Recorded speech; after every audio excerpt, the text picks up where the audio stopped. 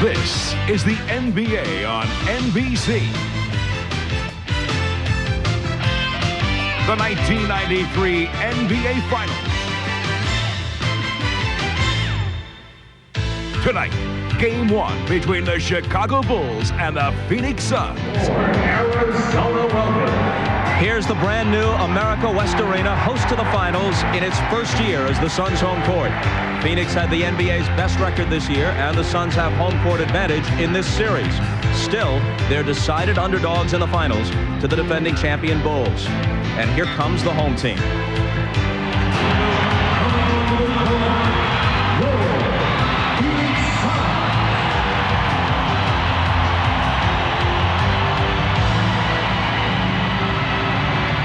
Hi, everybody. I'm Bob Costas, and welcome to the NBA Finals. In the case of the Chicago Bulls, it's welcome back for the third year in a row.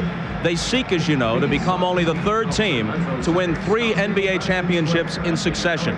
To join George Mikan's Minneapolis Lakers of the early 50s, who won 3 straight, and Bill Russell's Celtics, who reeled off an untouchable 8 straight in the 50s and 60s. From the Celtics' last title of the Russell era in 1969 until the Lakers of 87 and 88, no NBA team had won back-to-back.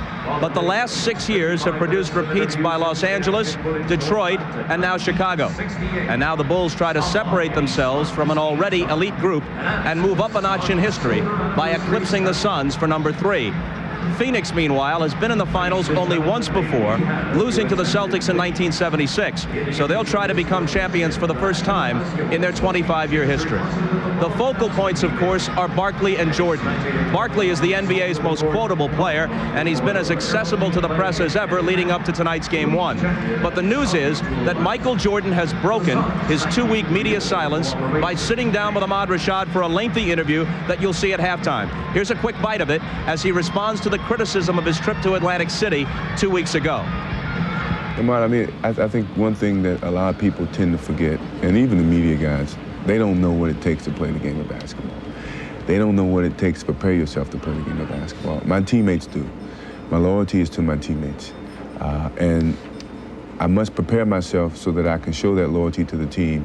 And I must do whatever I feel is my correct method of doing that. And it was a means of relaxing with my family and my friends, and it got me ready to play the game. I think the media took it out of context. A lot of people say, well, maybe you shouldn't have done it at that particular time, or, it was just a bad scenario. Well, no one knows what's good and what's a bad scenario unless you're the person that's actually going through that scenario. And I felt it was good that I get away. It just so happens that it was Atlantic City, and people took that further than what it should. Yeah, I had to accept that, and I did, but I didn't let it affect what my main objective was, and that was to go out there and show loyalty to this team, to my teammates, and get us to the next level. We'll give almost the entire halftime over to Ahmad's interview with Michael Jordan. Right now, we'll give the broadcast over to Marv, Mike, and Magic. Marvelous. All right, Bob, and first to a man who has made it to the NBA Finals 9 times. And Magic, I know you spent much time chatting with the likes of Michael Jordan and Charles Barkley in your days as members of the Dream Team in Barcelona. And I would think there have been several conversations, animated conversations, on the subject of winning a championship. Well, when we were in Barcelona riding home from practice one day, Charles Barkley stood up and said, hey, the Phoenix Suns will be in the World Championship. So he was feeling good about himself until Michael Jordan then stood up and said, look, Charles, it's only 4 guys on this team with World Championship rings, and you're not one of them, so sit down. What about the friendship between Jordan and Barkley? How will that be affected this series? Well, Charles Barkley has said all week long that Michael and him is going to go play golf, they're going to go out to dinner. But in 1988, when Isaiah Thomas and the Detroit Pistons met the Lakers, it put a strain on our relationship. My teammates were wondering if he went to the basket, would I hard foul him to see if I really wanted to win? And I can say right now that it did affect our relationship. All right, Mike, we have focused on the two superstars, Charles Barkley and Michael Jordan, but this is a series that certainly could be decided by other people. Mark, no question that Barkley and Jordan will draw the most attention. They'll also draw the most double teams. So other players must step up and produce, as happened in the last round for both teams. For Phoenix, it was Kevin Johnson who, against the Seattle Supersonic defense, continued to penetrate for scores, or at the appropriate time, got to the defense and then dished off to his teammate Charles Barkley. For Chicago, as Michael Jordan struggled against New York's defense, it was Scottie Pippen who hit 2 game-winning shots. Game 4, the off-balance one to win that one, and then in Game 6, a critical 3-pointer with a minute remaining in the game to seal victory for the Chicago Bulls. So again, it'll be those other players, the supporting cast, that will decide the championship round. And Magic, I'm going to give 2 awards out before we even get started. The Purple Heart Award goes to Dan Marley, who has to guard Michael Jordan, and the Red Badge of Courage to Horace Grant, who matches head up against Charles Barkley. All right, we are set to get underway. For Charles Barkley, the goal is that first championship ring. For Michael Jordan, the quest begins for 3 in a row. The NBA on NBC is brought to you by Nissan. It's time to expect more from a car. By Prescription Strength Lotrimin AF, the cure that gets it all. And by Miller Lite, great taste, less filling. Can your beer do this?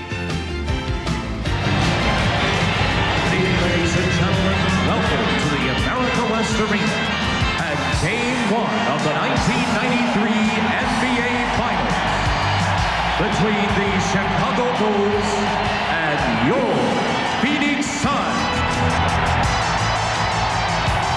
Now, ladies and gentlemen, introducing the starting lineup for the Chicago Bulls. At forward from Clemson, number 54, Horace Trent. Central Arkansas, number 33, Scottie Pippen. At center from San Francisco, number 24, Bill Cartwright. At guard from Iowa, number 10, B.J. Armstrong. And at guard from North Carolina, number 23, Michael Jordan. Chicago Bulls head coach Phil Jackson.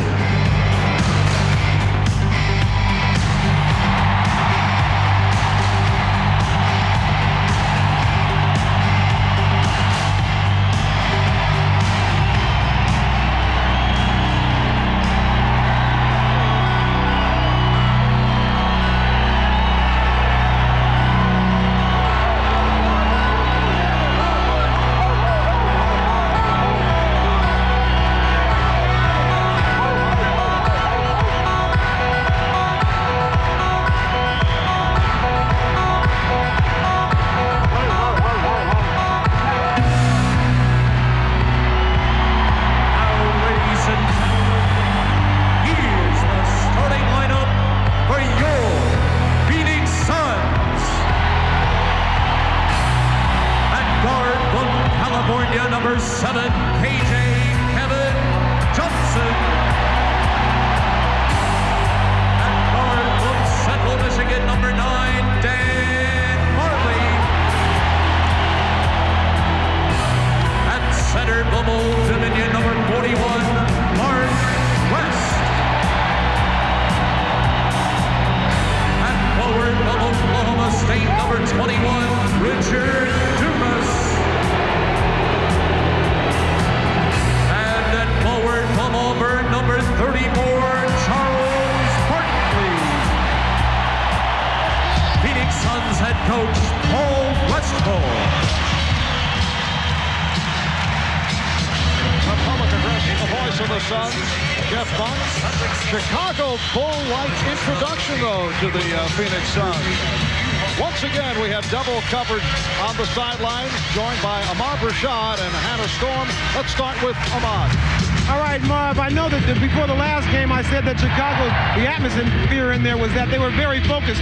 It's the same. Horace said it best when he said, we as a team feel like we have a chance to make history, and that's by winning our 3rd championship. An update on Michael Jordan, who hasn't shot well. At the end of the last series with New York, he had a knot on the back of his wrist. I checked with him today. The knot has gone down. He expects that will affect his shooting in the form that he will shoot better. Hannah? Well, Ahmad, oftentimes the last thing an athlete sees as he enters the competitive arena is an inspirational sign above the door in the locker room. And Suns coach Paul Westphal has put up a special sign for the Suns during the playoffs. He said he was reading a book on NBA history, and he liked what Bill Russell used to tell his team when he was coaching. The game is scheduled. We have to play. We might as well win. Well, it's not exactly poetic, but it is pragmatic, and that's the sort of attitude that these Suns are taking into the game as they look to win their first NBA title. Marv? Thank you, Hannah. In this, the 25th season of the Phoenix Suns franchise, they are gunning for their first ever championship, while the Bulls are trying to become only the 3rd team in the history of the league to make it 3 straight wins. The officials, Hugh Holland, Hugh Evans, Jeff Kersey, 99 degrees outside, and things beginning to stir up inside. The opening tip controlled by Chicago, but the outside official, Hugh Holland, says a do-over. It was a bad toss. And Hugh Evans will do it again. It is controlled by Phoenix as Kevin Johnson moves across against B.J. Armstrong. This is Dan Marley, played by Michael Jordan. Charles Barkley facing a double team momentarily. Barkley fires. Rebounded by the rookie Richard Dumas. And a foul is called on the Bulls. Foul committed by Bill Cartwright. So Marley will throw in. During the regular season, the Suns and Bulls split 2 games, each winning on the other team's home floor. Chicago winning here convincingly. Pippen with the steal. Pippen all the way. And the Bulls off to the 2-0 lead. Immediately they go out and extend their defense, man-to-man, push out over the 90 feet, see what they can make happen, get a feel for the opponent you're guarding, and no question that ball pressure by B.J. Armstrong against KJ is going to be very important to the series. Barkley finds West. Mark West serving up a facial and a whistle on the play. Scottie Pippen in a mild argument. He's called for the foul. Chicago was 5th in the NBA this year in steals, averaging about 9.5 a game. They get their offense going immediately by playing good defense. And then Barkley, who will give up the basketball to an open teammate, finds Mark West down inside where he operates best. Well, I think what the fans can look for in the Phoenix Suns side, look for them to be nervous. This is their first world championship. I remember when we played the Bulls in that first world championship in Game 1, they were nervous. And so look for the Phoenix Suns team to be a little nervous. That was 3 years ago, and then the Bulls able to settle down and knock off the Los Angeles Lakers. When Chicago comes down to run its half-court offense, Dan Marley's assignment is keep the ball out of Michael Jordan's hands, deny him all over the floor, push him out as far as you can. So you'll see Marley paying all his attention to Michael. Forget the help defense. B.J. Armstrong for 3. B.J. Armstrong has had a terrific playoff run, and he is the NBA's top three-point percentage shooter, 45% from downtown during the regular season. The Bulls 5, the Suns 2. Marley had the baseline cut off. Johnson penetrated. Kevin Johnson, so effective off the dribble, was able to break it down. Magic in the Cleveland series, B.J. Armstrong did a very good job against Mark Price and Terrell Brandon pressuring him. Kevin Johnson presents a few different problems, however. Michael Jordan able to go glass to give the Bulls a 7-4 lead. Well, the Bulls are doing an excellent job on their half-court offense. They're really looking to move the ball, move their bodies around. West with the rebound. Richard Dumas, who did not play at all last Saturday in the 7th game, setting up Dan Marley. The Bulls 7 and the Suns 6. One of the major question matchups from the Phoenix point of view is Richard Dumas as Horace Grant gets the role. Dumas going against Pippen. Dumas had a solid rookie season. Did not play well against the Lakers in the opening round of the playoffs. Did not play well against Seattle. Jordan off the steal. 3-on-2. It's Grant from Jordan. It counts in the foul. The foul called on West. Well, Charles Barkley's going to have to make sure he changes ends quickly because Grant could run the floor. But as KJ comes down, he loses the handle at the last second. I'm sorry, this particular one is where he scores. It was after that coming down that he had the turnover take place. But Grant, the guy who can run the floor, converts easily. Charles Barkley is going to have to run the floor with him. Well, I like what I see with Chicago in terms of what they're trying to do. They're really executing their half-court offense very well. Right now, they're shooting, 5 for 5. They're taking their time and going to whoever they want the ball to go to. Horace Grant completing the three-point play. It's Chicago 12, Phoenix 6. Marley handles, nearly trapped himself in midair. Oliver Miller has come on for the first time, and this is Miller. Miller does have a good touch from outside, although he went short on that first opportunity. 3 minutes, 10 seconds gone by. The double team on Pippen. Cartwright. Miller with the rebound. Miller playing despite congestion and a bad cold. He was a question mark. That is deflected out. Last touch by the Bulls. Game 2 Friday night here in Phoenix. Game 3 at Chicago on Sunday. Charles Barkley. So Barkley with his first field goal. Charles coming off a sensational 7th game against Seattle. Jess Kersey with the call against the Suns. It's on Dumas. Well, you can see that what Chicago is trying to do is relieve the pressure and let BJ go down the court and let Scottie Pippen bring the ball down so they can take the pressure off of BJ because you know Kevin Johnson would be pressuring. The other thing, it's a test immediately for Dumas having to guard Pippen as much as he is early in the game here, knowing that Pippen can score or dish it off. And Bill Cartwright does the scoring. Bill Cartwright came alive offensively against the Knicks. Had some solid games. That's a blocking foul called on Armstrong. That's not the kind of foul that BJ wants to pick up because if he gets a couple quick ones early, it will force John Paxson to come in, who does not have the same foot speed as BJ Armstrong. Both those guards, BJ and Paxson, not given enough credit for the excellent defense they play against point guards. So Charles is 1 for 4. Bulls lead it 14-8. Chicago has hit 6 of 7 from the field. Here's Grant. Yes. Horace Grant with the post-up move extending to an 8-point lead. See, he said Horace Grant said in the paper today that he's going to go at Charles Barkley on offense. Johnson tried to lead Barkley, and they called it a jump ball, a disagreement between the two officials. And Hugh Holland says, jump it up. Well, if you're not sure, better jump it up. Okay, then make an incorrect call. The decision right there, off Barkley's hand last. Officials saw it different ways. One saw it off Grant, one saw it off Barkley. They were right. It was just that it was Charles last. So it will be Barkley and Grant.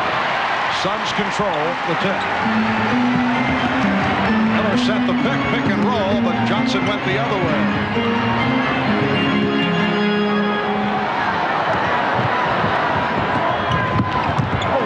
Dumas with the spin, had the ball knocked away, but recovered by Barkley.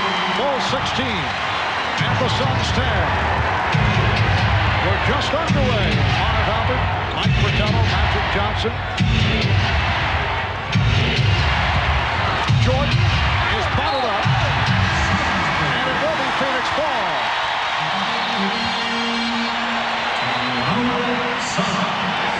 Michael trying to find an opening down the lane, gets tied up from behind by Marley. Then Oliver Miller comes over, and the ball goes off Michael, goes back to Phoenix. 6:53 to go, first quarter. Bulls by 6 over Phoenix. Bulls and Suns met only twice during the course of the regular season, so both clubs in the early going not certain what to expect, and it has been a feeling out process. We talked about that with Chicago Bulls coach Phil Jackson. Well, we think that this is a ball club that if you don't know their personnel, you get lost, and they end up banging you for three-pointers or inside plays, or Barkley gets offensive rebounds. They run out in transition. A very unusual, unorthodox team. Pretty freelance style. New York is orthodox execution. This team's going to be wide open. There's nothing you really can plan for except for the people. And you got to know how to play each people in every play, personnel-wise. Interesting exchange. First the steal, then Pippen missed on the drive. Will be Chicago ball with the new 24. Well, what Coach Phil Jackson was talking about, they have Charles Barkley as their best post-up man, being only 6'4". Then you have 2 or 3 guys who can shoot three-pointers, Danny Ainge and Majerle. Then you got a team that want to run and gun and just get down the court. There's a trap in there on Dan Majerle. But you must play the personnel, know the personnel, and play them for their strength, not play the team, but you have to play the personnel. It is kind of a hybrid, unusual setup, and it can lead to all kinds of different type matchups. Bill Cartwright with his second field goal. Let's face it, most teams play defense the best when they play against situations they know, predictable situations. Phoenix is unpredictable. Bulls with an 8-point lead halfway through this opening quarter. Cartwright setting the screen for Pippen. Rebounded by Barkley.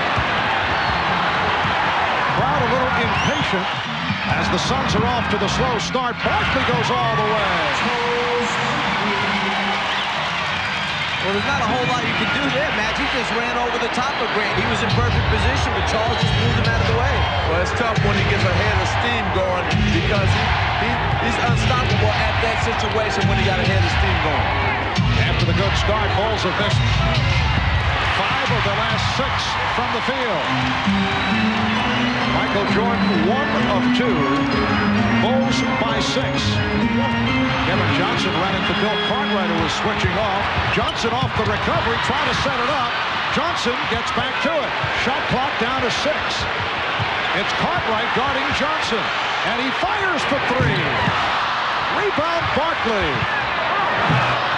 Rebound Miller comes to Barkley.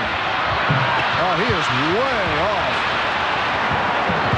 That's correct me if I'm wrong, but you're seeing all this nervous energy taking place out here by both teams. That's why you're having a game looks a little raggedy right now. But a game 1 in any 7-game series is always going to be like this. It's going to be a low-scoring game because both teams are nervous. Both teams are trying to feel each other out. Pippen. Scottie Pippen going glass for his second field goal.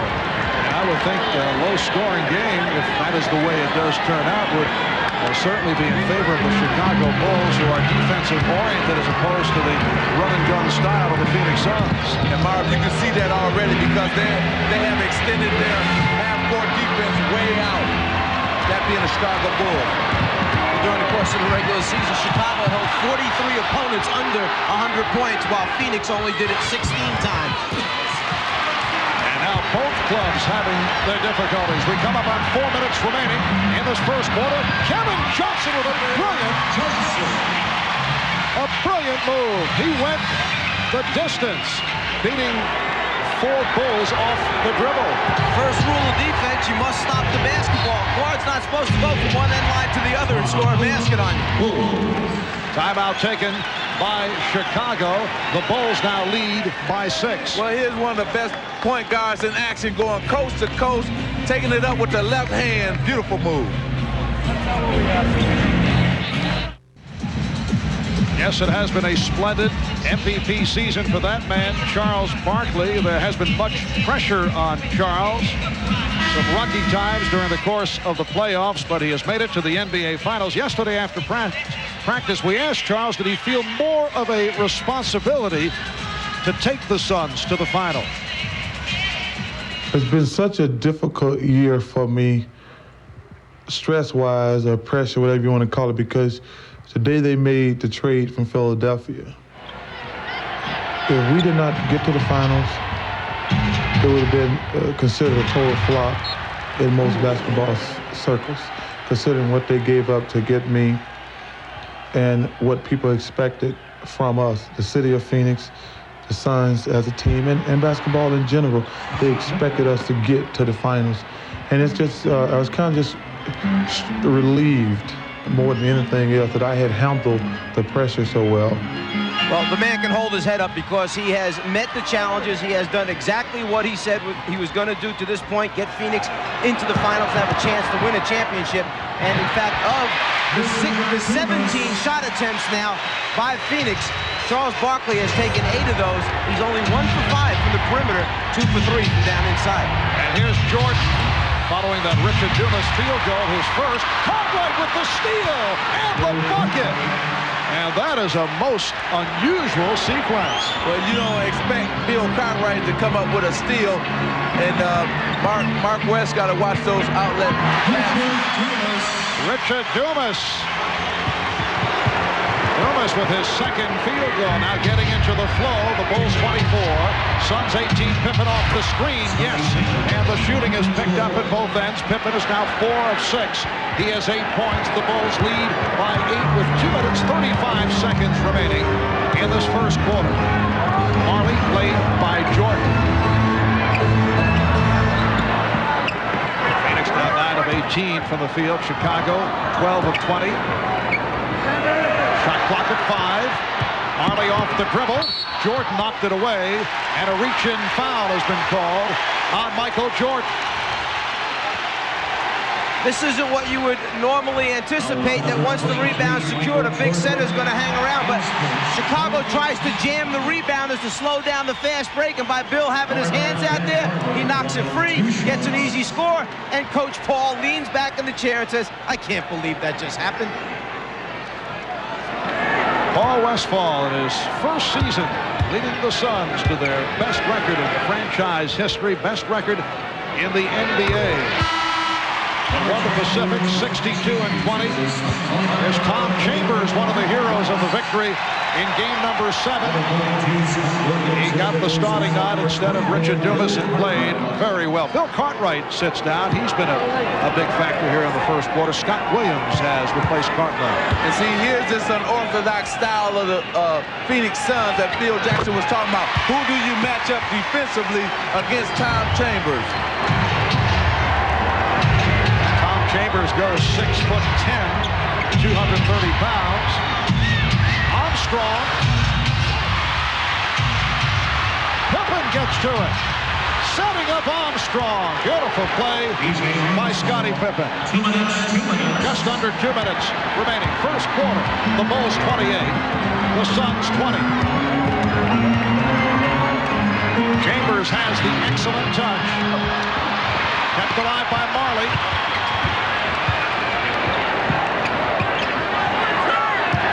Dumas now played by Williams. Goes to the finger roll. Swept aside by Scott Williams. One thing that kind of jumps out at you here early as Michael hits Grant on that transition, fill in the right lane, score for Horace Grant. One of the things that jumps out at you, Michael Jordan, Charles Barkley, neither player has gone to the free throw line yet to pick up any points at the foul line. Biggest lead of the game, Chicago by 10. Barkley isolated against Grant. Here's Charles Barkley. The tip missed, and then rebounded by Scott Williams. Barkley is now 3 for 9. Just under 1 minute remaining in this first quarter. Michael Jordan with only 2 points has not had the shot opportunities, but Michael has compiled 3 assists. Shot clock at 5. Now Grant over Chambers. And it looked like Chambers got a piece of it. Horace Grant off to a fast start. Began the series against the Knicks bothered by a sprained ankle, and when it healed, he came on. He was an important man as the Bulls knocked off the Knicks in 6. Chambers. Marley gets the new 24. Three-point attempt. The Bulls had the numbers momentarily, but the Suns able to hustle back. Phil Jackson says hold for a final shot. 15 seconds to go in the quarter. What you see Phoenix do is trap immediately. They want to hope that Chicago takes an early shot, and maybe they'll get one back at the other end. It's Jordan, final seconds, getting it off. Yes. 0.3 of a second remaining in the quarter. Chicago leads by 14. Strong start by the Bulls. The Suns looking shaky here in the early going. Michael Jordan, 2 out of 5, 4 points. And Charles Barkley, only 3 of 9 to start things off. So after 1 in Game 1 of the NBA Finals Series, Chicago 34 and Phoenix 20. We'll be back right after these messages.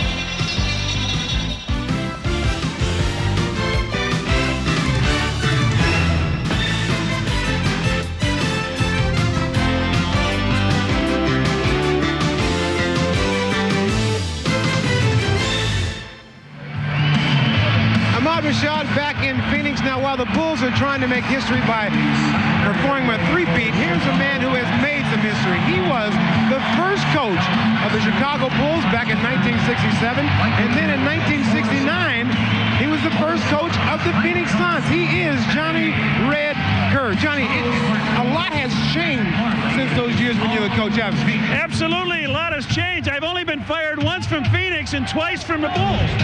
Yeah, but you know, you had to do everything when you're coaching those days. Absolutely, had to do a little bit everything to start up these two teams. I didn't have an assistant coach with either one of them. They both come a long, long way, and it's great to see the progress they made as expansion team. And you can probably feel proud because you started the whole thing. Well, I feel extremely proud, but you know, I got to go for the Bulls tonight. Thanks for joining me, Johnny. All right, Marv. Thanks about Johnny Kerr, television analyst now for the Chicago Bulls. Second quarter is underway. Michael Jordan able to penetrate, could not complete it. And Marley gets to it for the Suns. Chicago finished the first quarter hitting their last 4. The Suns missed the last 6. And they have now missed their last 7 shots. That's a traveling violation on Chambers. In the timeout between quarters, Coach Paul Westphal very animated with his team. Point of emphasis, get the Bulls off the block. They're in there, down too low, getting inside scores. Not only was he upset about that, but he was also upset that different guys are not taking their shot. They're taking somebody else's shot. They're not playing their game right now. Scott Williams diving for it, and he's tied up and is upset. He thought he was fouled. I think he thought he had called a timeout first. He was trying to call for a quick timeout before he got tied up. Here's the extra effort with Grant sneaking in from behind. Williams goes to the floor, thinks he's going to be tied up. He's trying to signal timeout, but gets smothered right there. The official calls jump ball. Substitutions by both teams. Otto Miller is back. Oliver Miller is back. Danny Ainge has come on, as has John Paxson and Trent Tucker. Frank Johnson also checking in for the first time. A minute gone by in the second quarter.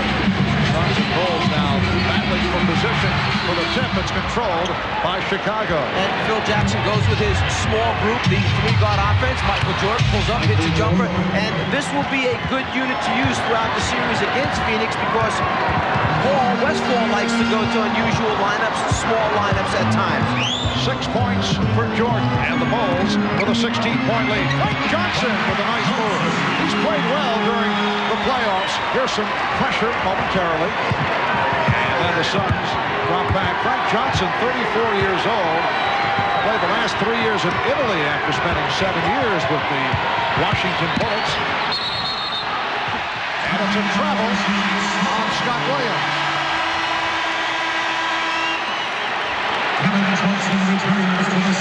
Michael Jordan gets Marley off balance. You can see him rock back on his heels. Just gets enough space to elevate and get a good look at the rim. And look for Michael to be doing a lot of shooting in this quarter because with Scottie Pippen out, they're going to look for him to take over the offense. Kevin Johnson, who just returned, was fouled by John Paxson. Gave the Bulls a lift off the bench of the series against the Knicks. Had a couple of productive games, including the final game in Chicago last Friday.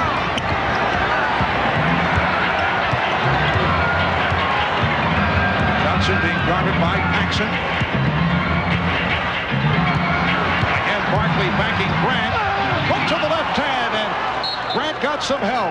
Okay, this is an interesting situation here. What they're going to try to do is take the middle away from Charles Barkley and turn him to the baseline, where then the Bulls are getting help. And this is what happened right here. Scott Williams comes and blocks the shot. So Barkley, 3 of 10. He's missed his last 4 attempts. The NBA on NBC is brought to you by the people at Nike, who encourage you to just do it. By Pepsi, who reminds you to be young, have fun, drink Pepsi. And by Mitsubishi, the new thinking in automobiles.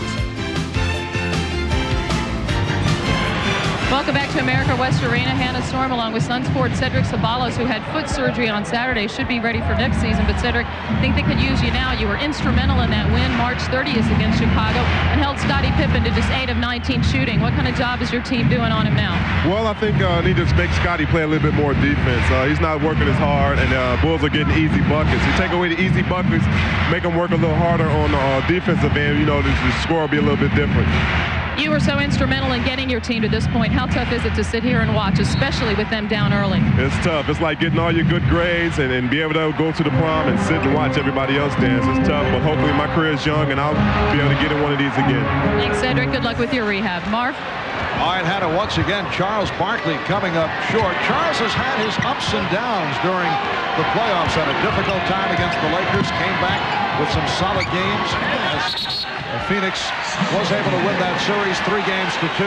Up and down against San Antonio. The same against Seattle. He finished strong against Seattle in game number 7 on Saturday. Career high 44 points. A playoff career high for Charles, along with 24 rebounds. But he struggled here at the start. Again, Barkley.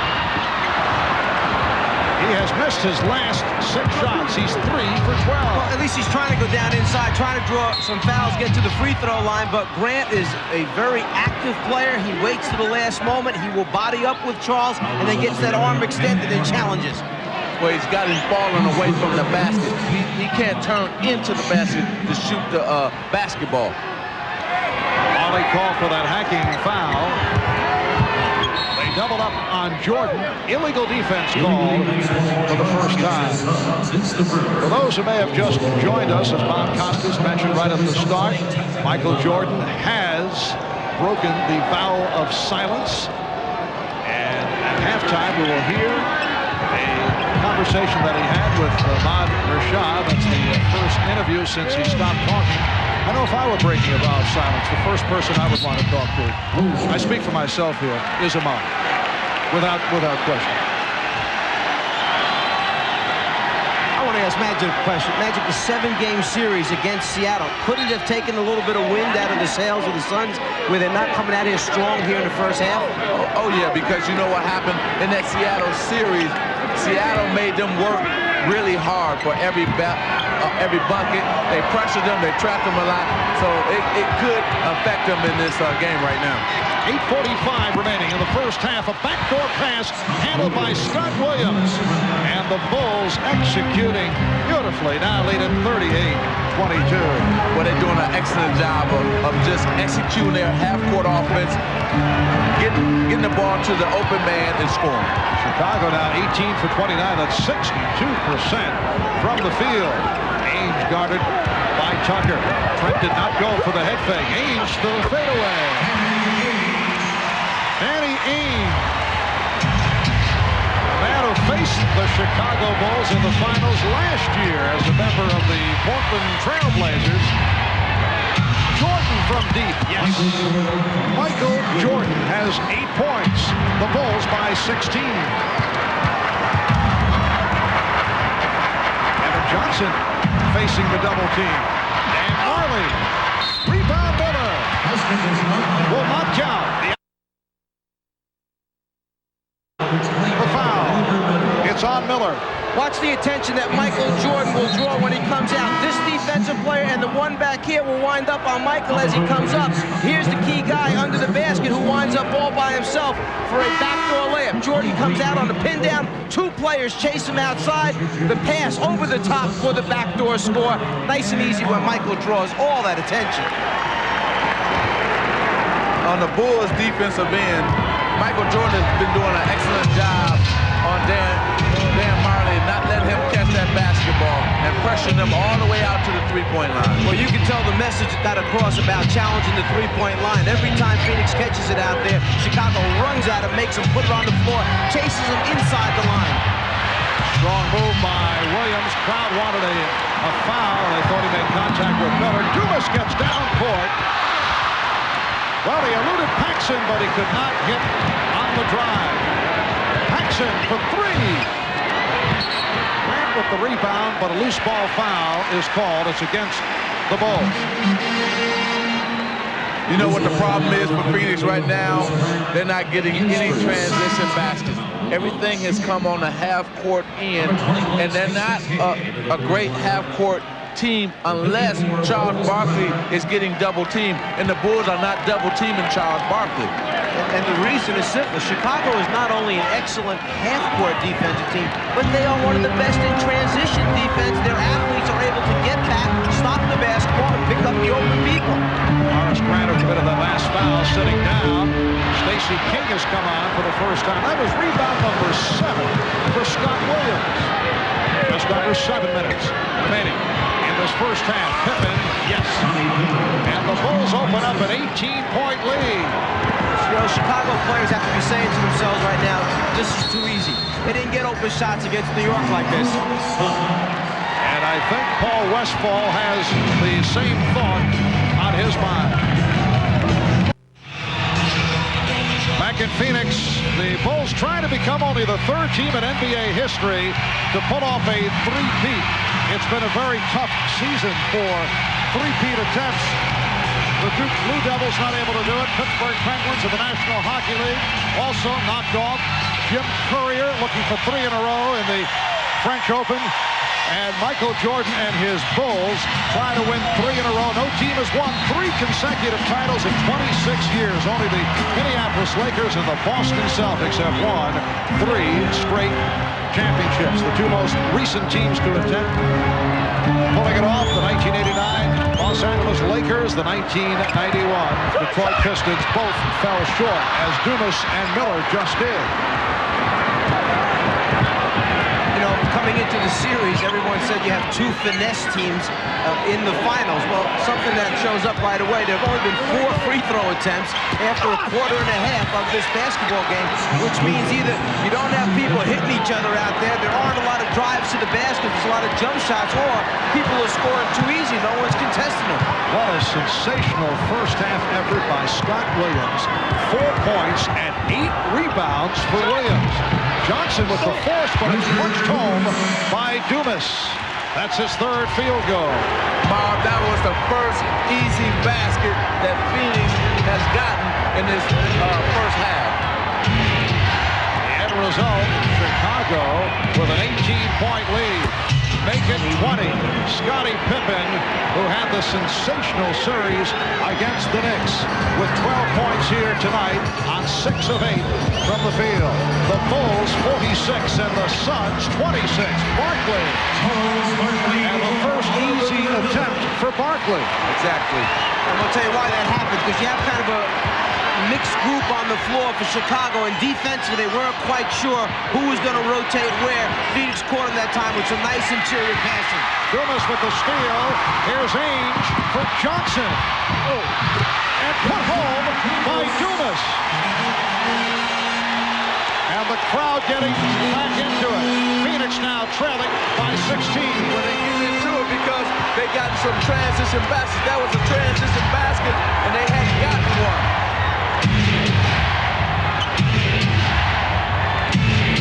Tucker setting up King. Stacey King had it knocked away. Here comes Barkley with the crossover. Barkley going all the way, trying to draw the foul, but had it knocked away. He thought he was fouled, but does not get the call. Number 22, You're trying to get easy scores. Well, you can start it with good defense.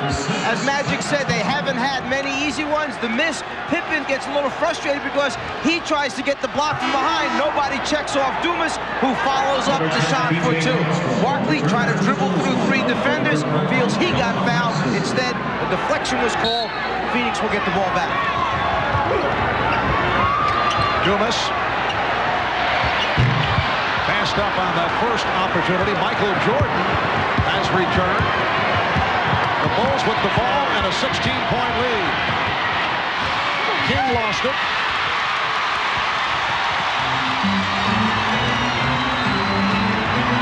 Kevin Johnson accelerating and had it knocked away. It'll be Phoenix ball. Horace Grant returns, replacing Scott Williams. KJ trying to get to the hole, sees a lot of red shirts step up, something that was very familiar in the New York against Chicago series. Maybe something he didn't see as much against Seattle. The lane closing down that quickly. Cartwright is back. Stacey King departing. 4 minutes to go in this first half. Barkley with that pass off the dribble that misfired. Here's Jordan. He had it knocked away from behind. Kevin Johnson. Barkley for Miller. Phoenix showing some signs. They are now down by 14. How long do you let this thing go before you take a timeout and try and stop this thing? 6-0 run by the Suns. Armstrong hit from behind. Miller got a piece of the ball and a piece of B.J. Armstrong. Once again, get the crowd into the game. It helps the team raise its level. Barkley that time draws the defense. Cartwright, and then the unselfish play to the rookie, Oliver Miller. But the only way they can get the crowd going and into it if they continue to stay in their transition game. That's when Phoenix is at their best. Patrick, I asked you at the start of the telecast about the friendship between Michael Jordan and Charles Barkley, how that will play into this series. You made reference to your friendship with Isaiah Thomas and Laker teammates wondering if you would be able to give the hard foul. Well, Charles says, hey, we're going to play golf, we're going to have dinner. We're talking about plans that he and Michael have during the NBA Finals. Is that possible? Can that work? Is that a bad thing? Can that have an effect? I give you 5 questions, though. It can't work because you have to have sort of like a dislike for your opponent, no matter if he's your friend or not, going into the series. So if they go out to dinner and continue to go play golf, it's going to work more in Michael Jordan's favor than in Charles Barkley and the Phoenix Suns. In effect, it softens up Barkley. Exactly, it softens him up, and he doesn't have a dislike for not only Michael Jordan, but for the Chicago Bulls. Well, that point was made by some people in the Knicks organization. They felt that Charles Oakley, although he played well, did not play with the same type of ferocity against the Bulls because of his friendship with Michael Jordan. Not that they want to see Oakley hurt people, but they felt he would not give Jordan a hard foul that last series. Exactly, and you must do that, and especially you must do it for your teammates, not just for yourself, but for your teammates. Illegal defense has been called. Called on the Bulls. That is their first violation. 3:08 to go in this first half. The Bulls 48 and the Suns 32. Johnson and Marley at the guards. Barkley up front with Miller and Dumas. Here's Johnson. He got the step. All swept by Pippen. The call by Pierce Kersey, he steps out of bounds, so Phoenix will maintain possession. The first, a timeout is called with 2:57 remaining in this first half. There's Pippen trying to save it. To just Kersey. Coming up on the Prudential Halftime Report, Michael Jordan will break his silence. We'll bring you Ahmad Rashad's pregame interview with Michael as he addresses his reasons for not talking to the media the last 2 weeks and responds to the gambling charges made by Richard Esquinas. That's coming up on the Prudential Halftime Report. Right now, let's return courtside to Marv, Mike, and Magic. Thank you, Bob. Bulls at 1 point, led by as many as 20. They now lead by 16 with 2:57 to go first half. Reminder, this Friday, don't miss NBA Stories, a prime time special taking an in-depth behind-the-scenes look at some of this year's top stories around the league. You'll see the Phoenix Suns as they've never been seen before on the plane, in the huddle, and at the hotel as NBA Stories documents their trip to the finals. Also a close-up look at future Chicago Bull Tony Kukoc. Illegal defense called for the second time, so that is a technical foul. Incidentally, NBA Stories to be followed by Game 2 of the NBA Final between Phoenix and Chicago. That'll be Friday night here on NBC. Kevin Johnson will shoot the technical.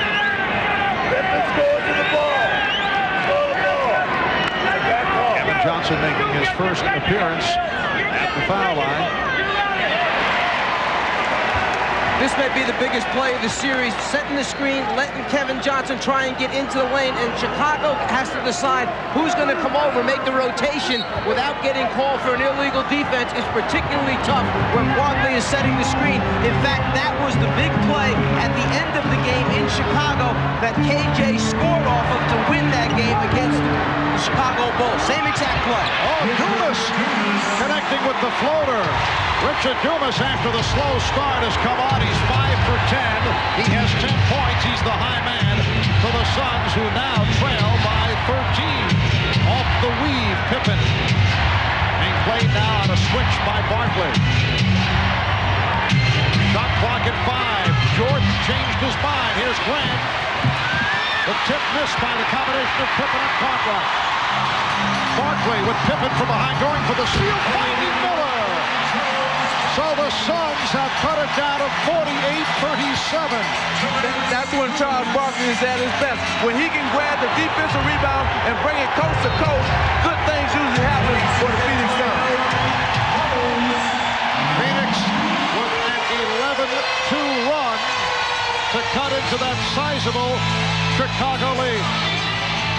Here's the young rookie who is so athletic. He has great lift in the legs, one-on-one against Scottie Pippen, who's an outstanding defender, but that lift at the end enables him to get over the outstretched arm. And then Charles knows exactly where his teammate is. Oliver Miller leads the break, lets the big man run ahead of him, finds him for the finish.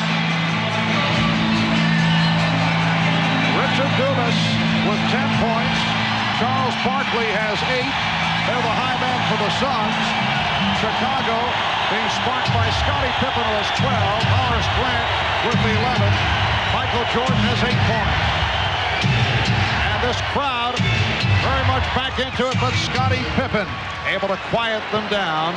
Pippen now with 14, 7 of 9 from the field. On that last play, Michael Jordan was wide open for a backdoor layup because Dumas was overplaying him so hard. They hit the flash post, man. He just didn't deliver the pass on time. Dumas. Pippen off the board. Bulls want to run. Pippen trying to feed out. 4 on 2. Dumas. Chicago 50 and Phoenix 39. There's a big 4-point swing. 2 you think you're going to get because you outnumber the defense 4 against 2. You don't get it, they go down and score against you. Pippen with the room. Miller on the rebound.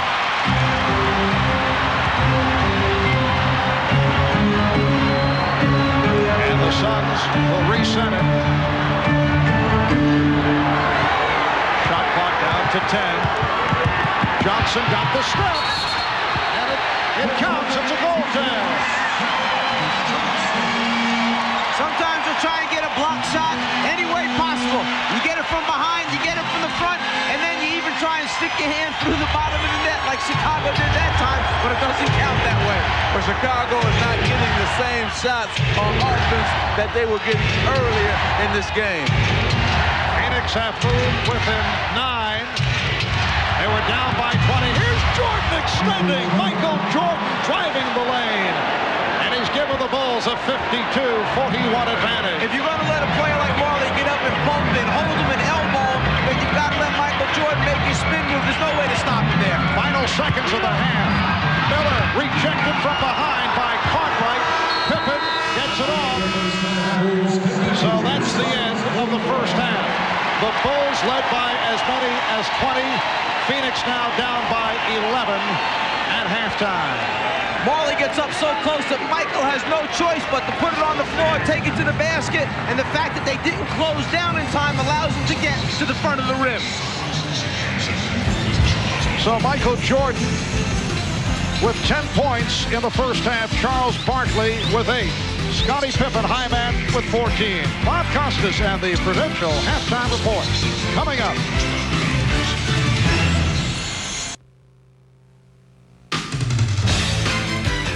This is the Prudential Halftime Report, brought to you by the Prudential. Peace of mind. It comes with every piece of the rock. Halftime of Game 1 in Phoenix with the Bulls once up by as many as 20, now leading by 11 on the road, 52-41. Now, prior to tonight's game here in Phoenix, a moment of silence was observed for Drazen Petrovic. The Nets star was killed on Monday evening in a car accident in Germany. Petrovic was a native of Croatia. He first played in the NBA in the 1989-90 season with the Trailblazers. I don't ever slow up, no I don't take shit. I got no love for the fakeness. If you wanna play tough and wanna hate this, I'll always show up. I don't ever slow up, no I don't take shit. I got no love for the fakeness. If you wanna play tough and wanna hate this, I'll always show up and make a statement. I don't ever slow up, no I don't take shit. I got no love for the fakeness. If you wanna play tough and wanna hate this, I'll always show up and make a statement. Everything I do so instinctive and so passionate. Every word I move so descriptive like an adjective. I got a vendetta against people who patented being negative when you should be getting after it. I got facts over tracks, this and that. Spitting slow, spitting fast. I could roast, I could gas. Think I'm okay at last, but I don't know if that can erase all the past. And the pettiness, a reflection of the emptiness. Hilarious, you think you're worth my time, you're delirious. Mysterious, because you hide behind a fake exterior. Inferior, you know I'll always be a bit superior. Get off of me, this ain't no humble brag. I want you to hear words, you can say them back. I want you to feel free from the chains at last, and to believe in what you got, it was built to last, yeah. Now that I've been put through hell, I never got anyone's help. I had to do it all myself. I don't ever slow up, no I don't take shit. I got no love for the fakeness. Back. Michael Jordan's first interview in 2 weeks as he talks with Ahmad Rashad. That's after a message from Prudential and a word from the NBA.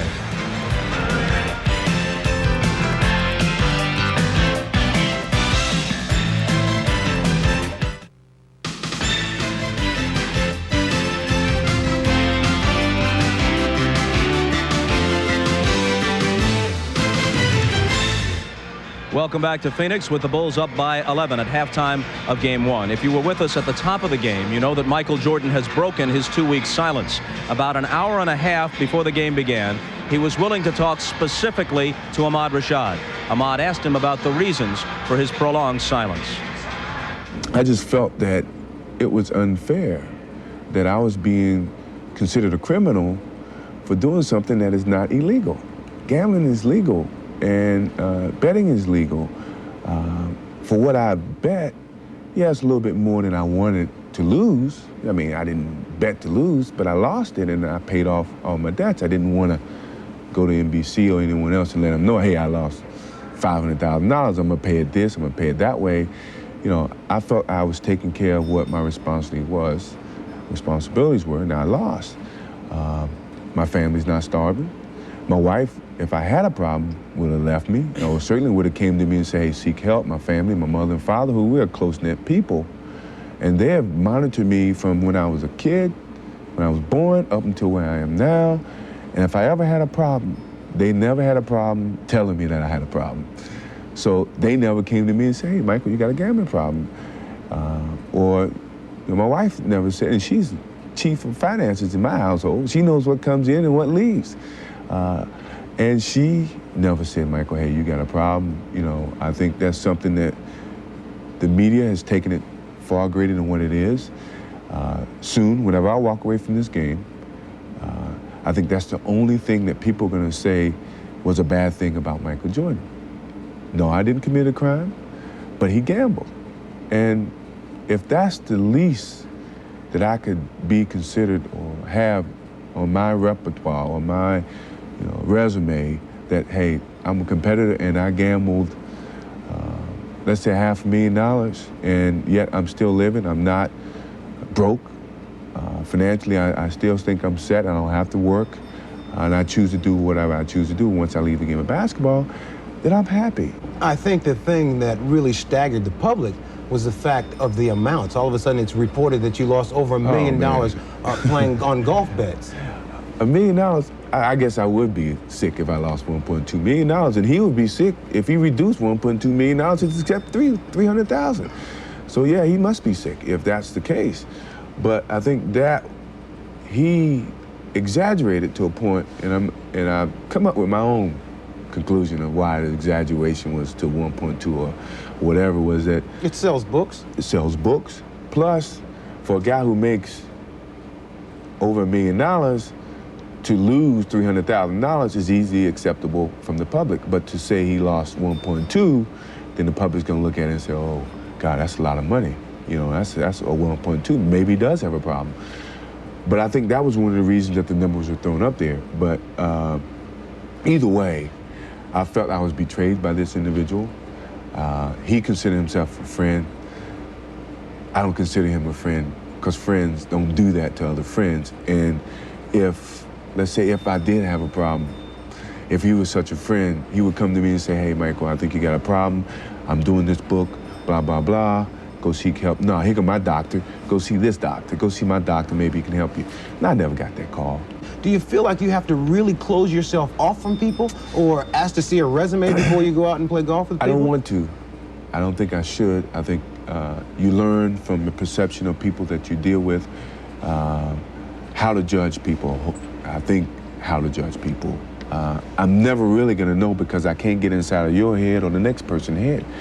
But I have to be very perceptive of what this person his main objective is in terms of trying to be my friend or trying to get close to me because of other circumstances. I think I must put up a bigger or tougher screen for other people to get closer to me. For the public, do you have a gambling problem? No, I enjoy it. It's a hobby. If I had a problem, I'd be starving. I'd be hawking this watch. My championship rings, I would sell my house. I would do this. My wife had left me, or she'd be starving, or my kids would be starving. I do not have a problem. I enjoy gambling, but I think that people are trying to make it seem like I have a problem because they don't really know. And when you have an area that you don't really know about, you're going to have people, taking it further or speculating even further until I come out and basically give my own opinion about it. You mentioned your age, and you mentioned earlier in the interview that it's going to be over with soon. You seem more charged up for this particular series than you have the last 3 years. Well, I felt I had a lot of things on my mind, and this is one of the reasons that I wanted to talk to you and get some of the things off my chest so I can enjoy this history that we're about to make and winning a third championship. And I did say soon. No one knows when soon is. Soon could be next year. Soon could be 2 years, But could soon be after this year? Could be, but I will not quit this game because of what the media has done to me or what other people have done to me. I will quit this game because my skills are diminished. I can't find the challenges to keep pushing myself. My love is always going to be there. But my pride won't let me leave because someone else is going to push me out. I'm going to leave on my own terms. And I don't think too many athletes have that opportunity to do. And that's what I want to do whenever it comes my time. Want to bet? No. All right, Jordan with 10 points on 5 of 9 from the field in the first half. Scottie Pippen leads everybody with 14. He's hit 7 of 10. Barkley sputtering in the first 24 minutes, 4 of 13 from the field, 8 points for the Suns, who trail the Bulls by 11. We'll turn things over to Marv, Mike, and Magic for the call of the second half, right after these messages from your local station. This has been the Prudential Halftime Report, brought to you by the Prudential. Peace of mind. It comes with every piece of the rock.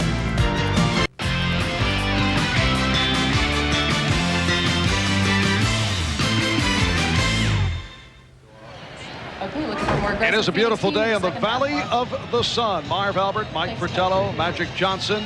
It is an 11-point Chicago lead at halftime, and Magic, you hit on it right at the start. You said that you thought the Suns looked a little tight in that first quarter. Well, and it showed, too. They only shot 39%, and most of the shots were jump shots, and that shows the signs of nervousness. Phoenix did certainly get the shots off.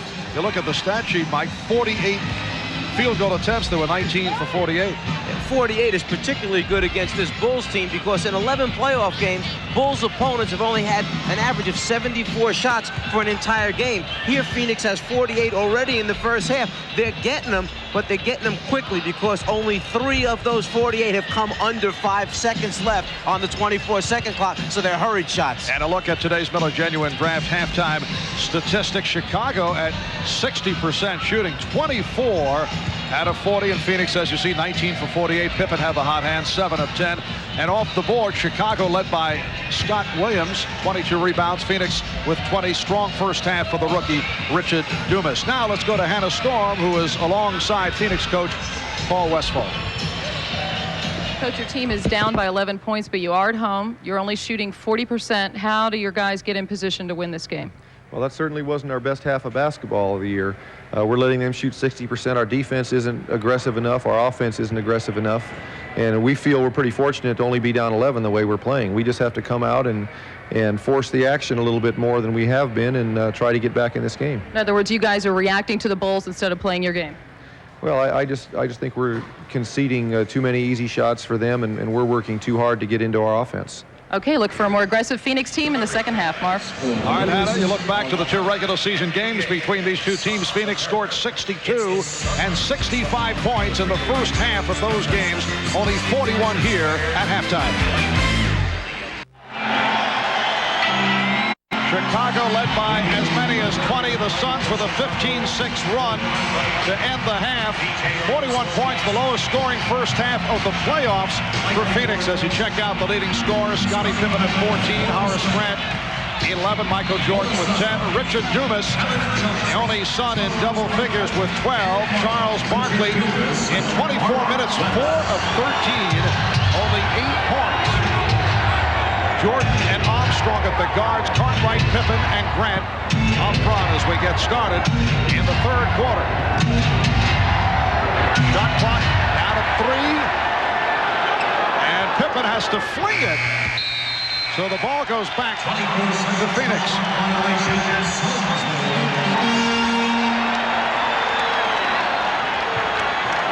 One of the weapons that have been missing so far in the first half, the three-point shot.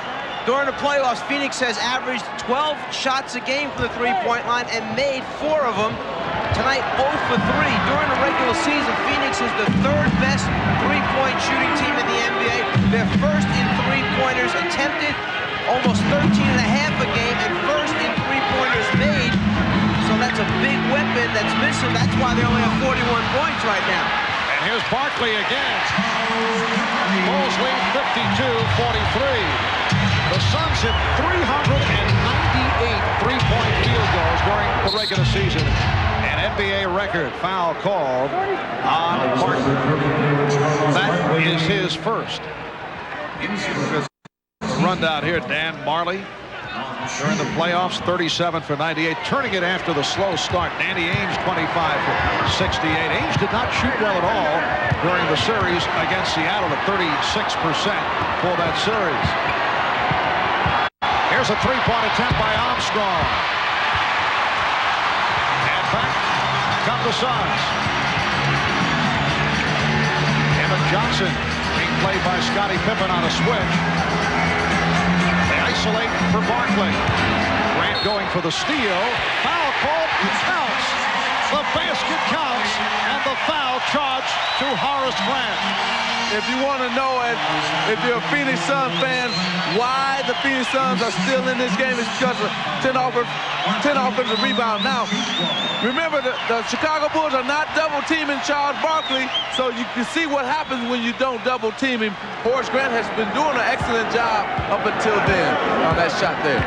Barkley, a 76% free throw shooter during the regular season, his best ever in the league, and he was way off on that attempt.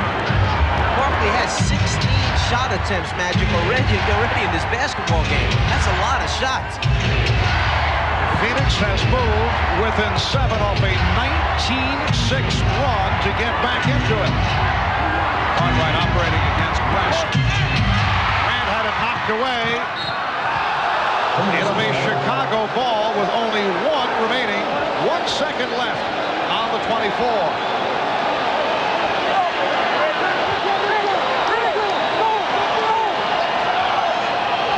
Pippen will inbound. Jordan. Grant with the rebound. Armstrong, yes. B.J. Armstrong with 9 points. Paul Westphal is going crazy. He tried to get the inbound. The man who was inbound to pass and double team Michael Jordan. And the man did not do that. Then Michael Jordan comes down on this end and causes Dan Marley to travel. But Paul Westphal is just going crazy because Michael Jordan was able to get that ball and they scored because of that. Jordan got off a pretty good shot under the desperate conditions, and then it led to the offensive rebound and to the score by B.J. Armstrong. Bulls lead by 9. Armstrong for 3. So B.J. Armstrong with his second from downtown. The Bulls have a 12-point lead. The weapon that Phoenix used so often during the season and the playoffs, coming back at him now. The three-pointer by Chicago.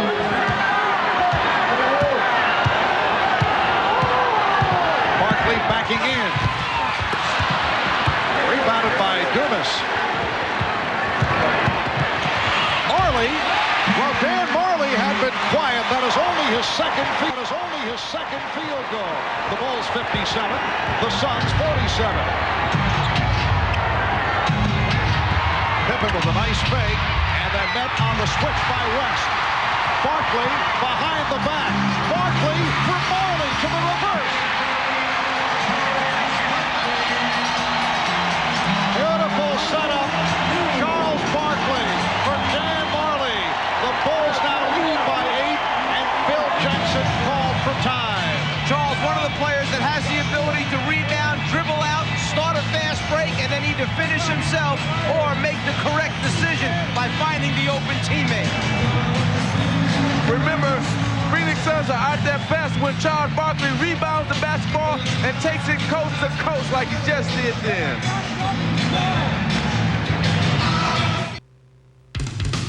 The NBA on NBC is brought to you by Oldsmobile, by Keystone, Keystone Light and Keystone Dry. Bottled beer taste in a can. Wouldn't that be great? And by Goodyear, #1 in tires.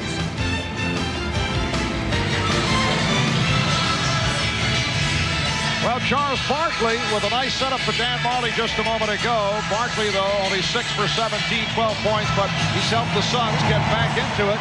Charles has certainly been in a swirl of intrigue regarding speculation recently that he dated Madonna. He reportedly was seen with Madonna after a game 2 weeks ago. Charles said the rumors are not true. We talked about it with him yesterday after practice, and his reaction. I think that the whole Madonna thing has been a travesty to me, to my family, to my in-laws. It's just crazy. I've only met her one time in my life. That is it. And people said we were out dancing and stuff like that, which is totally untrue. I've never denied meeting her, and she seemed very nice and friendly. But to make us out to be a couple and to harass my family and call all my friends and call my in-laws, National Enquirer, Inside Edition, hard copy, it's crazy and it's ridiculous. Well, Charles said he wanted to put all the rumors to rest. Foul was called on Marley. 8.5 to go in this third quarter. Michael Jordan is now 5 for 11 from the field. Well, it's just something that the two superstars seem to have had to deal with at just about the same time as they're making their way into the finals. Michael has his share of controversy, Charles dealing with his share. I'm sure they understand what the other is going through. Dumas, Richard Dumas, who was benched for the entire 7th game against Seattle, has come back in very solid fashion. He has 14 points on 7 of 13, and he's done the job the board. The Bulls cling now to a 6-point lead. Jordan for three.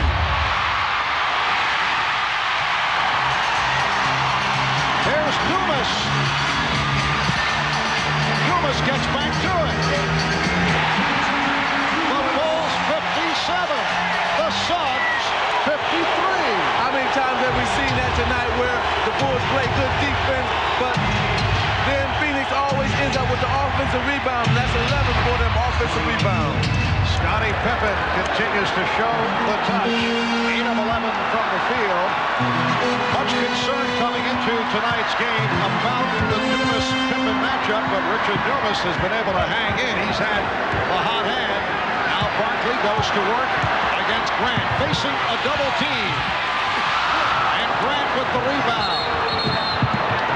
A foul on Barkley. He was down on the floor, and he stopped the fast break, and he's hit with a second. If there was any concern about the rookie, Richard Dumas, being a little gun-shy, think about this. Charles Barkley, the MVP of the league, has 18 shot attempts.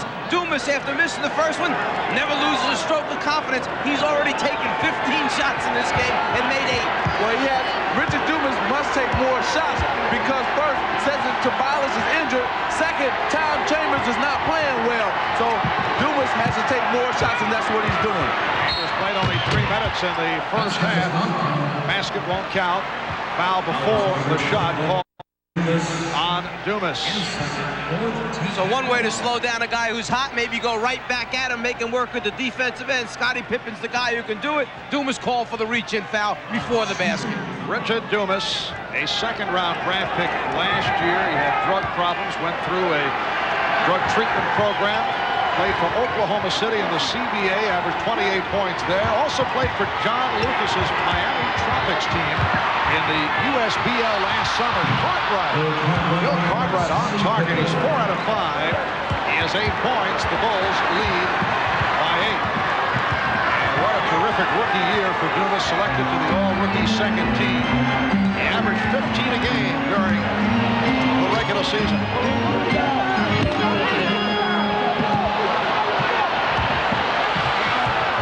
Shot clock at 4. Dumas lost it, and Pippen feeds Jordan. Michael Jordan. 12 points for Jordan, and the Bulls have a 10-point lead. That was an excellent job by Scottie Pippen by giving it up to Jordan. He actually set a screen on KJ, who was trying to chase him down from behind, gave Jordan a clear path to the basket. Mark West with his second field goal. Chicago 63, and Phoenix 55. Cartwright keeps it alive.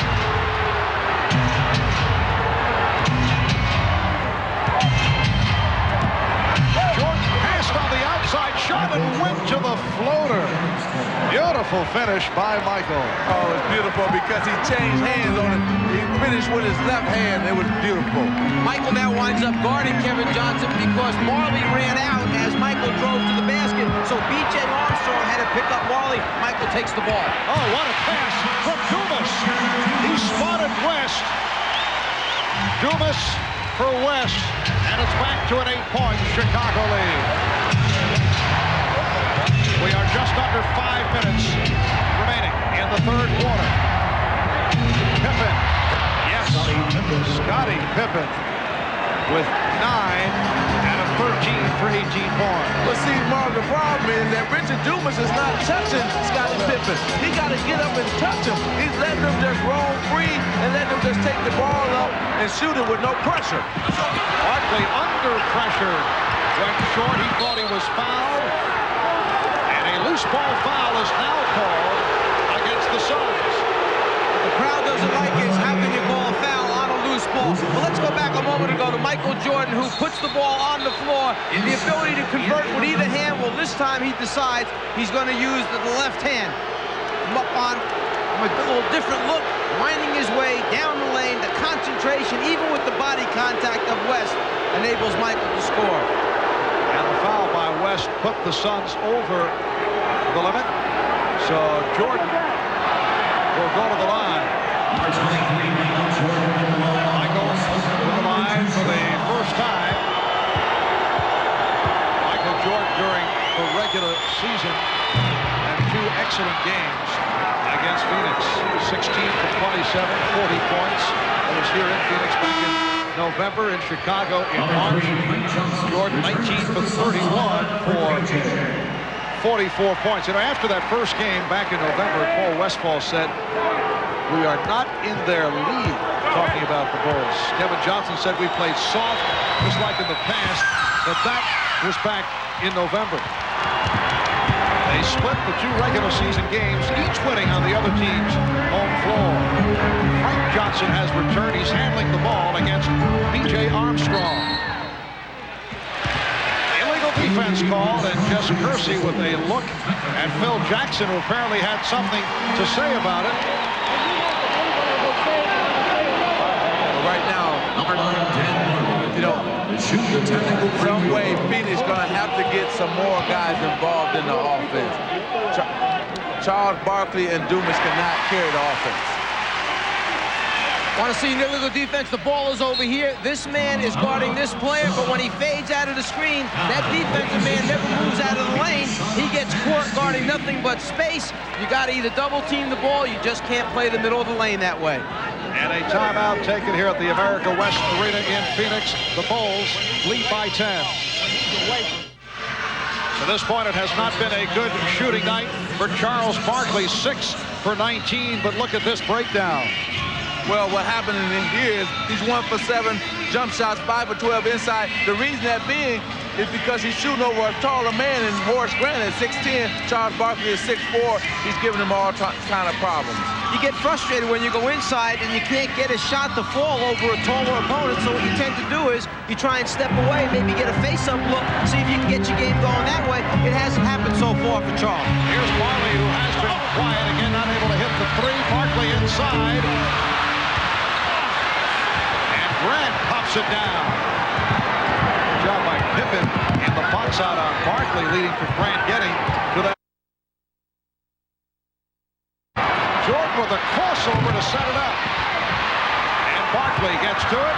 His pass knocked away. Jordan with the save. And back come the Suns. Frank Johnson challenges and then changed his mind. Marley with the open 3. Yes! Well, Dan Marley, who set an NBA playoff record by hitting 8 in one game against Seattle, hits the first 3-pointer for Phoenix tonight. They're 1 for 5 from downtown. It has not been a weapon thus far. The Bulls lead by 7 as we come up on 3 minutes to go in this third quarter. Jordan off the fake, the pass behind Cartwright. Well, what a crazy play for Dan Marley to finally knock a 3 down on. I mean, you know, the save, the knock around, Frank Johnson get caught up in the air and then pass it back out, but he finally knocks it down. Let's see if he can capitalize on that being Dan Marley. Bill Cartwright charged with his 3rd. Phoenix already over the limit for the Bulls. Only their 2nd team foul. Paul Westphal has Frank Johnson now at the point guard position. Johnson and Marley at the guards. Barkley, Miller, Dumas up front. Barkley drawing the double team, threw it out. Johnson went short. Johnson with the save. Now, wait a moment. Did he catch his own shot? You can't. That's what they're discussing right now to see if Frank Johnson caught his own shot. So you can't do that. They said that B.J. Armstrong tipped it. Well, if it was deflected by B.J. Armstrong, then you can go get it. But if it's an air ball by yourself, you cannot shoot an air ball and then go chase down your own shot and grab it. And they call a foul on Pippen, who is discussing it with Hugh Hollins. Well, see, the problem there was, Marv, that Bill Cartwright felt that Frank Johnson just shot the jump shot. He didn't go after it. Frank Johnson come running in and out-hustled him because he knew that if he could get to it, that he could throw it and save it. So it's a good move by Frank Johnson. Danny Ainge replacing Richard Dumas, who hears it from the crowd as he get another look at that play.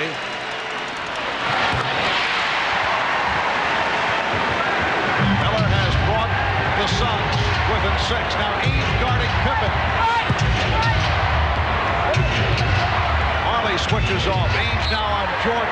It is kicked out by Marley. And Chicago gets a new 24. The turnaround here in the third quarter by Phoenix has been sparked by their job off the offensive boards. And also by the shooting of Marley. 8 of his 12 have come here in the third. Cartwright followed up and fouled. Miller called for his third. Oh, I don't know if it'll have an effect down the road, but Danny Ainge injured his right thumb in this last series as he came down the floor.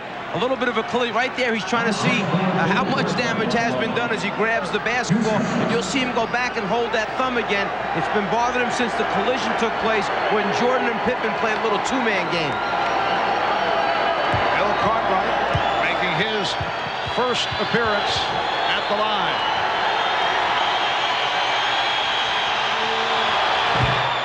Bulls now lead by 7.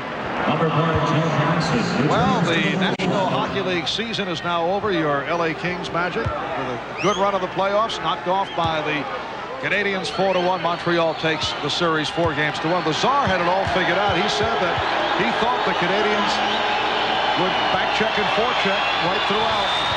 That was his explanation.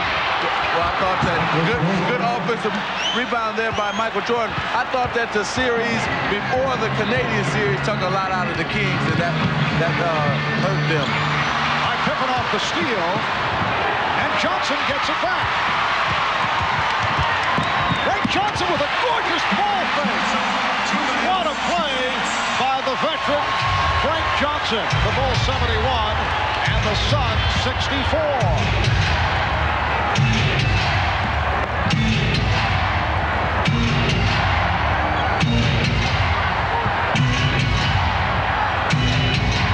Shot clock down to 7. Jordan had to save it. Grant rebounded by Barkley. You finally see the Suns' body stepping up. It's a little more physical now. Morley on the follow. Morley getting inside, and Phoenix has moved within 5. That was another offensive rebound. Phoenix is in this game because of offensive rebounds. We're coming up on 1 minute to go in the third. Pippen beating Ainge off the dribble, and a foul is called. Barkley over to help out, and he picks up his third. Well, Michael Jordan, who has the ability to get that first step, get in the lane, quickly finds an easy way to get himself 2 points. But then the transition game for Phoenix is the key to their offense. Frankie Johnson finds a spot open, picks his spot to score an easy 2. Scottie Pippen at the line for the first time. Only a 66% free throw shooter during the regular season. Now Kevin Johnson and Richard Dumas return.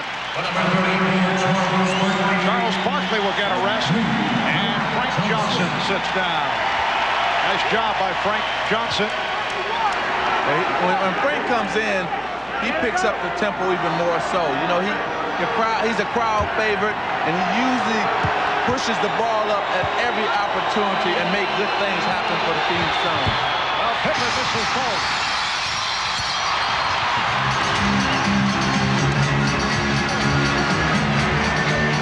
Kevin Johnson putting the move on John Paxson and a blocking foul call on Paxson. Looked to me like John Paxson did a pretty good job of moving his feet, staying in front of the basketball, and absorbing the blow by Kevin Johnson. Looks like a Paxson doesn't agree with it and reacts, and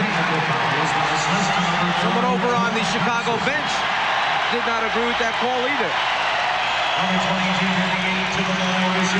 Technical, though, was charged to Paxson, although the officials were looking in the direction of the assistant coaches, and Danny Ainge not able to hit on the tee. Well, you know, he had that problem with his thumb, and maybe that bothered him, because usually Danny Ainge is over 80% free throw shooter, and he would knock them down. So I think it was his thumb. Just under 1 minute remaining in the third. Kevin Johnson. Dumas puts it down. Richard Dumas skying to bring the Suns within 3. You know, as bad as the Phoenix Suns are shooting, they are right in this game and have a chance to win this game. Jordan misfired on the 3. Miller slapped the rebound, and he was knocked to the floor. Foul called on Chicago. It's on Pippen, his 3rd. You talk about live bodies. Well, KJ misses, but here's Richard Dumas flying in from the offside. 16 offensive rebounds for the Phoenix Suns. But what caused that was the penetration of KJ. And then you come right back down on a foul right there. Oliver Miller had the ball and got hit. And Miller will go to the line. Bulls lead by 3. They've led by as many as 20. They have led all the way. Magic, you mentioned the poor shooting by Phoenix. They are 44%, while Chicago at 56%. Yet the Suns able to get back into it here in the 3rd. Well, they're able to get back into 2 things happened. They picked up the tempo, got into the open court to that fast break game, and then also second shots. They've been killing Chicago all night with second shots, and that's been the difference. And during the regular season, Chicago is the #1 offensive rebounding team in the NBA based on percentage, but they're shooting so well, there aren't that many misses for Chicago. Phoenix is getting shots up, going after the misses and putting them back in. This game 1 of the best-of-7 NBA final. Game 2 Friday night here in Phoenix, and then the scene shifts to Chicago for games 3 and 4 Sunday and Wednesday. All to be seen here on NBC. Here's Trent Tucker with the shot clock running down. Final seconds of the quarter. Pippen extends to 73-69. Dumas across midcourt. Here's Dumas challenging, went all the way as time runs out. Dan Marley providing the spark. Marley with 10 of his 14 points in the 3rd quarter. As we head to the 4th, the Bulls 73, the Suns 69. We'll be back after these messages and a word from your local station.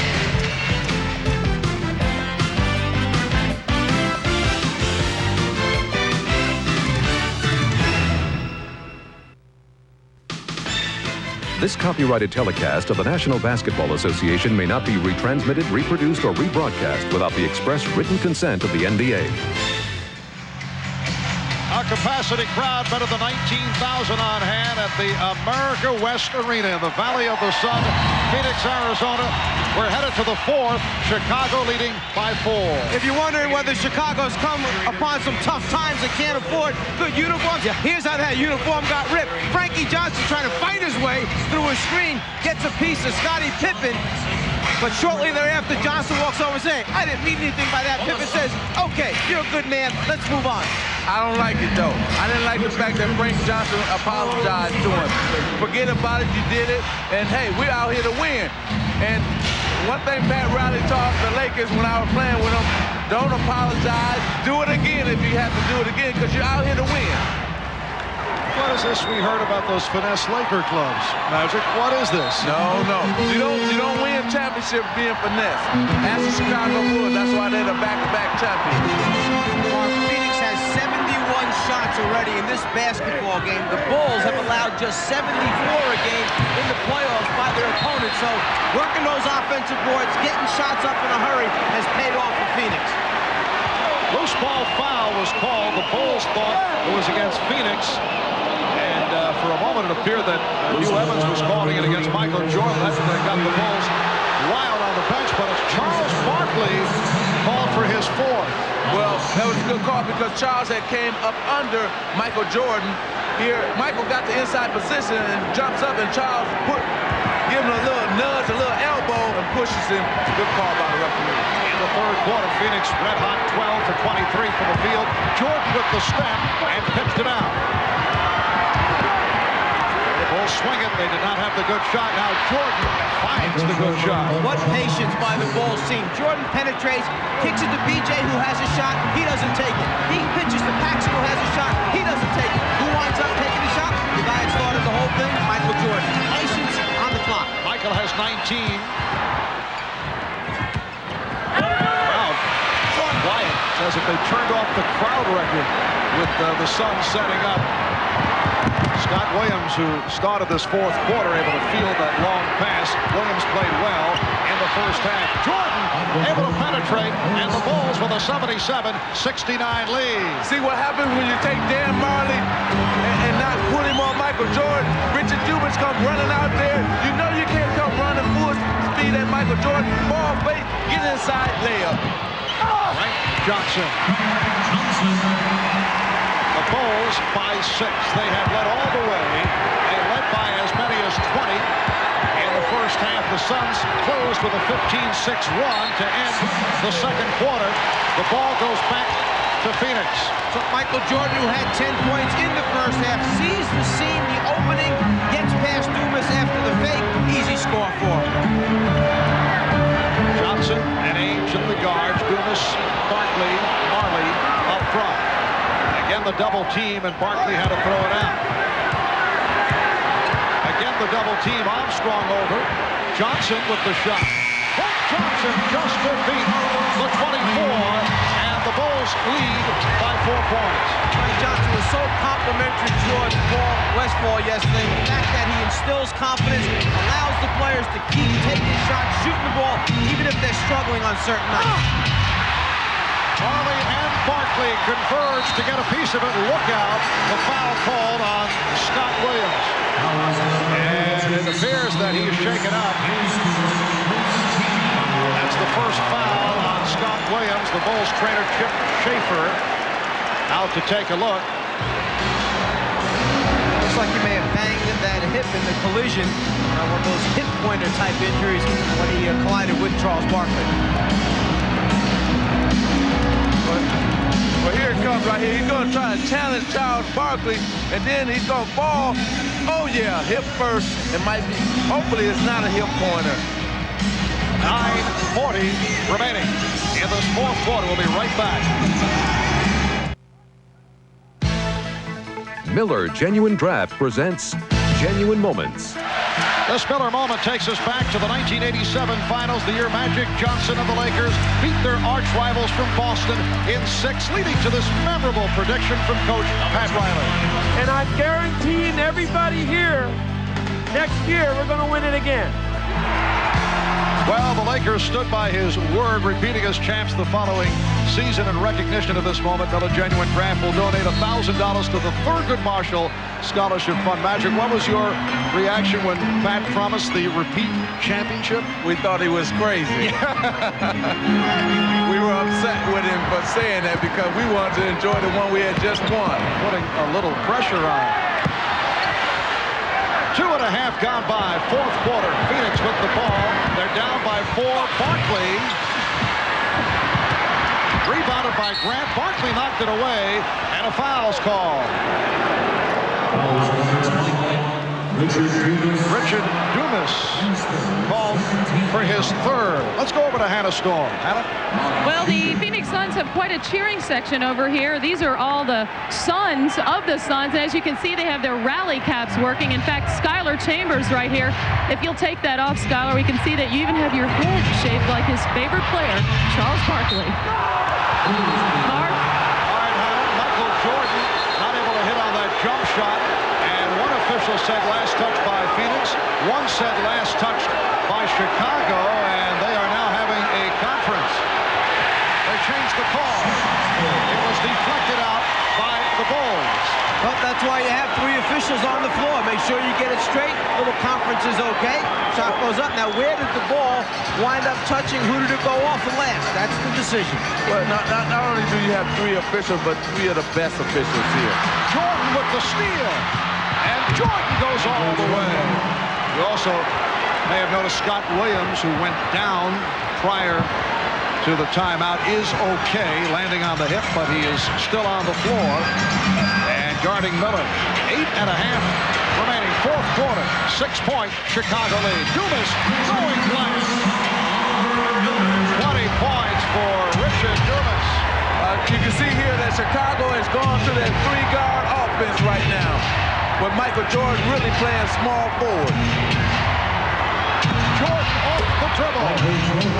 25 for Jordan. Early on the transition. Nice job protecting the ball with Jordan looking for the steal. When Michael goes to the basket, when Michael pulls up for a jumper, they take the defensive player on him and run him out right away, hoping they can get an easy one. But Mike, that wasn't Michael's fault. You got two other guards in the game. Michael scored. Somebody should get back. Chicago with a 4-point lead. Barkley chest to chest with Williams, going cross court to Paxson. So John Paxson extends to an 83-77 lead. Phoenix Suns have hit their last 4 shots. Here comes Armstrong looking to help, then he drops back. Oh, what a move! Barkley with the spin.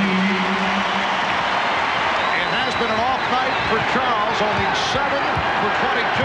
He has 14, but he has brought the Suns within 4. Miller providing the help on the double team. Jordan, and illegal defense has been called. Illegal defense. Let's go back a few moments ago. When Michael Jordan goes up for a shot or penetrates, his defensive man will challenge and run out. But here's the guy up here, Paxson, who should be covering the backcourt for Chicago. Paxson stays right there, never gets back. Michael's shooting the shot. That's what happens. Illegal defense, the second called on Phoenix. B.J. Armstrong with the technical. So he is 3 of 3 from the line, 13 points in all. Chicago 84 and Phoenix 79. 7:09 remaining in this 4th quarter. Chicago Bulls went 57-25 during the regular season. They won the Central Division. Ainge with the rebound of that shot that was too strong. Ainge thought he was fouled. Here's Barkley, and he was fouled by Williams. Excellent job by Charles Barkley. The dribble had been picked up. There was pressure defense by Chicago. Charles Barkley was overplayed on the left wing, so Ainge lets him go backdoor, delivers the pass on time. 6 minutes, 52 seconds remaining in the game. Chicago leading by 5. The NBA on NBC is brought to you by Miller Lite. Great taste, less filling. Can your beer do this? By ITT. When it comes to building businesses, at ITT, we're adding more than just our name. And by Acura Automobiles. Experience precision-crafted performance. Well, a beautiful day in the Phoenix area. It's about 10 minutes past 8 out of the west. 92 degrees outside. They love their Suns here in Phoenix. State employees given a memo told to wear Suns colors today in support of their basketball team. A reminder, this Friday, don't miss NBA Stories, a primetime special, which will take an in-depth behind-the-scenes look at some of this year's top stories in the NBA, including a close-up of future Chicago Bulls standout Tony Kukoc. That's coming up Friday night, NBA Stories, followed by Game 2 between the Phoenix Suns and the Chicago Bulls. Well, Charles Barkley only 7 of 22 from the field. 15 points, 9 rebounds. Michael Jordan getting a rest, 12 for 22 for 25 points. Both guys have 22 attempts at the basket. Barkley 6 for 14 on the inside, 1 for 8 on the perimeter. Michael 6 for 8 on the inside, 6 for 14 on the outside. This is an important time for the Chicago Bulls, especially if they're the road team. With Michael Jordan on the bench, let's see who's going to provide the offense for the Chicago Bulls. And Jordan with 8 of the Bulls, 11 points in the 4th quarter. Some light pressure shown by the Suns. Bulls with a 3-point lead. They led by as many as 20. Shot clock running down. It's down to 2. Armstrong, very difficult angle shot. Knocked out of bounds by the Suns. See, this is what happened. Now here comes Michael Jordan right back into the game. See, Bill Jackson was sensing that they couldn't get anybody involved in terms of getting somebody a shot because those guys out on the court, besides Scottie Pippen, he's the only one that can break somebody down off the dribble. So Jordan is back. Jordan, Grant Williams, Pippen and Armstrong on the floor. Jordan Rebounded by Williams. And Michael Jordan will regroup. Crowd wanted to travel. They have KJ trying to play Michael Jordan, and Chicago's trying to get it over to him for a mismatch. And Jordan able to head off the fake on Johnson. Well, see, that's a championship team for you, Chicago Bulls. They recognize that KJ is on Michael Jordan. They're going to try to get him the ball at every opportunity. And now Jordan is guarding Johnson at the other end. Suns have hit their last 5. Kevin Johnson trying to penetrate and was stripped. Pippen around Dumas, around Ainge. Oh, my. You know, that was a bad play, first of all, by Dumas, because he tried to steal the ball, and then Scottie just took it all the way. Michael Jordan being played by KJ. They'll run a series of little screens to free him up. Then a little fade move, show the ball, change of direction. Good clean look at the rim for Michael. Scottie Pippen then, who when you get him out in the floor, in the open court, is oh so dangerous. The long strides, the elevation, and the finish and foul.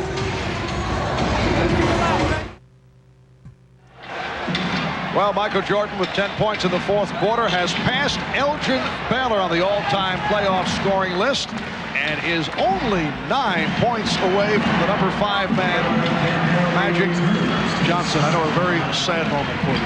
Definitely, because he's going to pass me tonight, so that'll be over. So Michael gunning for Magic, just 9 away. That last time out, Phil Jackson trying to make some decisions.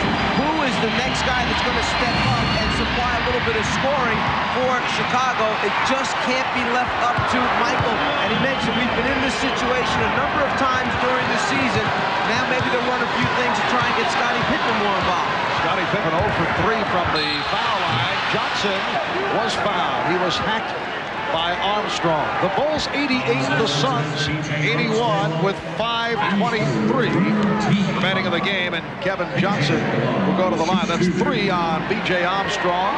Johnson is 1 for 1 from the line. Kevin Johnson went through an injury hit regular season, limited to 49 games. He was out earlier this year with a badly bruised right calf muscle. An 82% free throw shooter. And the thing about him, Marv, he got hurt because of 2 of his own players. You know, Charles Barkley tried to jump up into his arms and hurt his knee. He tried to pick up Oliver Miller, and he sprained his groin. So it was freak plays that really injured KJ. It's a 5-point Chicago lead as we come up on 5 minutes remaining in the game. Game 1 of the best of 7 NBA Final Series. Jordan.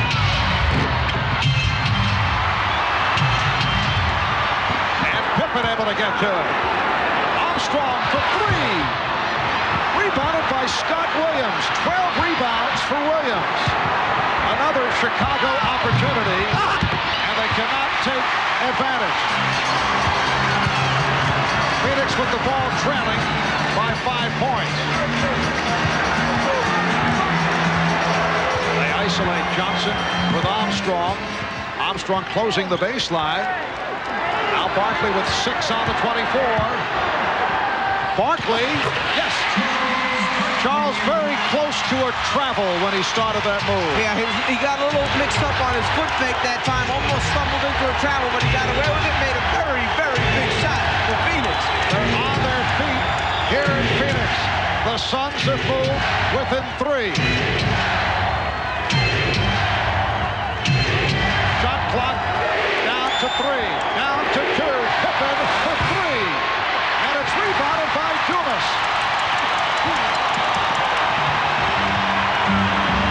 Just under 4 minutes remaining in the game.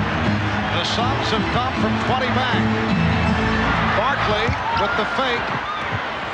Johnson. And Scott Williams able to collar the loose ball. Here's Jordan. Jordan is fouled. You saw that coming. And he had the big man backpedaling, and Michael took it right inside, and he wanted the contact. Barkley, after giving a little bit of fake, elevates a little bit of fade, just enough to get it over the top of the outstretched hand of Grant. And then Michael always trying to do here, he gets no clean look, initiate body contact, get to the free throw line, try to make those 2 foul shots. And the Bulls, only 6 of 11 from the line. They are not a good free throw shooting team. Jordan is 2 of 3 from the line. Michael Jordan has burned it up when it comes to the NBA championship round. His shooting off earlier in the playoffs. Here's Johnson, rejected by Grant. Armstrong for Pippen, and a foul called on Dumas. You know, you gotta love the Chicago Bulls. This is what makes champions. Defense right here, block shot by Horace Grant. Then they get out on the break and go down and get a foul. Here's a block one more time. I tell you, that's team defense. Team defense starts with the word belief. You have to believe in one another. When one guy gets beat, the next guy covers, and you have to continue to cover for one another. Scottie Pippen is now 0 for 4 from the line. Earlier we discussed the fact that he's not a good foul shooter at 66%. 5-point Chicago lead. Meanwhile, the Suns have managed to come back despite the fact that Charles Barkley has had a horrendous shooting game, 8 for 23. How about Kevin Johnson, 3 for 10, only 2 assists. But they've been doing an excellent job of keeping him out of the lane, cutting his penetration off, and that's Kevin's game. Marley taking advantage of an overplay, rebounded by Grant. It's a 3-on-1. Armstrong for Pippen. See, when you crash the offensive board on Chicago, they will get out and run on you, and that's what happened there. Jump shots produce long rebounds. That's one way teams can get out and run. And then if you go in and send too many people to get offensive rebounds and you don't cover your backcourt, well, here's what happens. 3-on-1, not much you can do.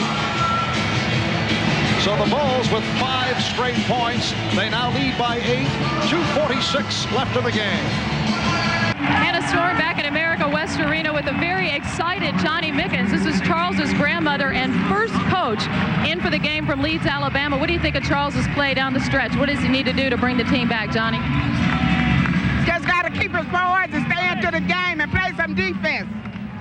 All right, there you have it. Marv? Well, some sound advice, huh? I think she knows the game. Johnson turned back, and the Bulls take advantage of the turnover. Michael Jordan able to swing it to the corner. Bulls not rushing their shots, again showing the patience. Now Armstrong is open for the three-pointer, and hits it. Marv showing the patience of a championship team. Third from downtown for B.J. Armstrong, and the Bulls now lead 96-85. Johnson got inside and missed. Kevin Johnson has had a very long night. We're under 2 minutes remaining in the game. Suns have missed their last 5 shot attempts. Phoenix has 1 timeout remaining, 1 conventional, and a 20. Bulls with 4 timeouts plus their 20. Shot clock running down. Here is Jordan, and that's a 24-second violation. You're involved in an 8-point game, you still got a chance. Chicago swings it, finds the best 3-point shooter in the league. B.J. Armstrong knocks it down. The 8-point lead goes to 11. Charles knows that's not a good sign. And then right after that, Dan Marley played excellent defense on Michael Jordan. Johnson, Bulls 96, and the Suns, 87. Timeout taken by Scott Williams. He could not find anyone to inbound to. So a minute 26 remaining in this 4th quarter, and the Bulls leading at 96-87. Reminder tonight, following your late local news, don't miss the Tonight Show with Jay Leno featuring singer Betty Carter, then Late Night with David Letterman. His guests include comedian Dennis Miller, followed by Later with Bob Costas. Bob obviously very busy with the NBA NBA Finals. Handing over the show temporarily to guest host Matt Lauer, who will be talking with Montel Williams. That's all tonight right here on NBC.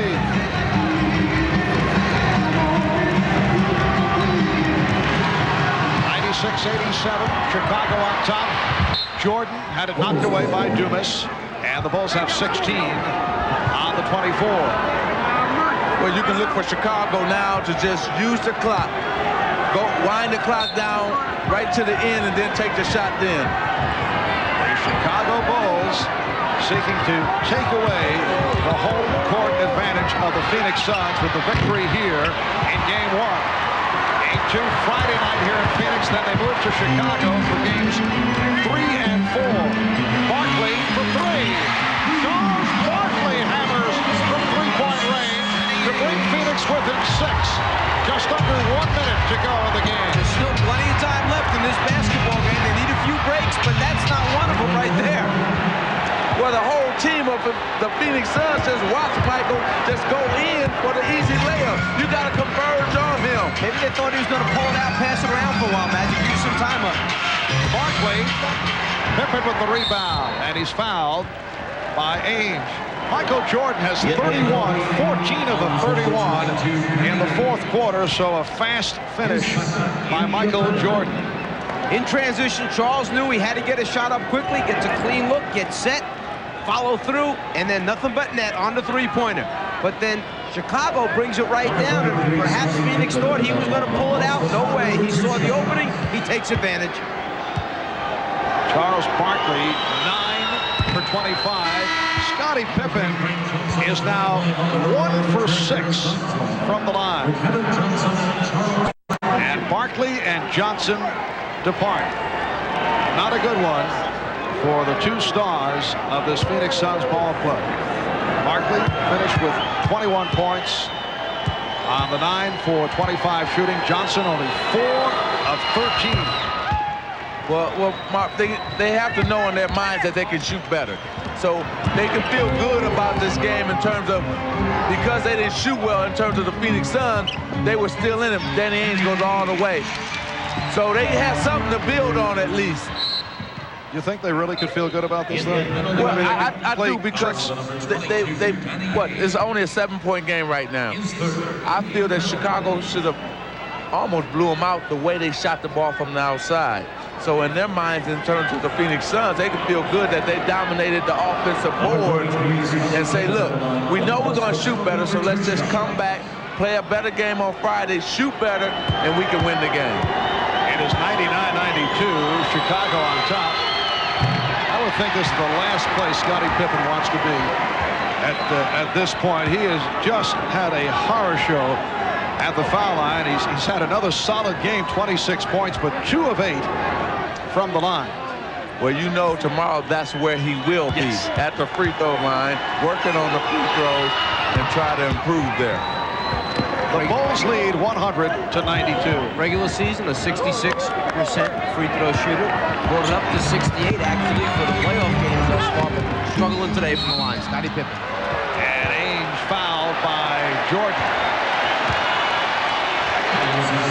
23 and 6/10 seconds remaining. The Chicago Bulls during the regular season, second best road record in the league, 26 and 15. Second best to the Suns, who went 27 and 14.